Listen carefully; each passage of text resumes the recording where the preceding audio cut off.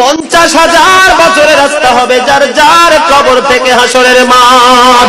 ফুলচেরাতের পুল হবে 30,000 বছরের রাস্তা। আমার উম্মতগুলো কিভাবে রে পায়ে হেঁটে তারা অতিক্রম করবে? বন্ধু নবী এমনি এমনি কাঁদেনি রে, নবী জানিয়ে দিয়েছে কাল কিয়ামতের ময়দানে উম্মতগুলো খালি পায়ে থাকবে, মাটি তো তামা থাকবে। ও বন্ধু, তাদের শরীরে কোনো পোশাক থাকবে না, উলঙ্গ অবস্থায় থাকবে। এমন মা আয়েশা প্রশ্ন করলো, গো প্রাণের নবী, জানতে মনে চায় নবী গো, এই যে আপনার উম্মতগুলো উলঙ্গ অবস্থায় খালি পায়ে সবাই থাকবে গো নবী, তারা কি নারী পুরুষ একসাথে? কয় হ্যাঁ, নারী পুরুষ একসাথে। তারা কি কেউ কারো দিকে নজর দিবে না? এবার আমার নবী বলেছে, আয়েশা রে, কেমন করে নজর দেবে রে আয়েশা?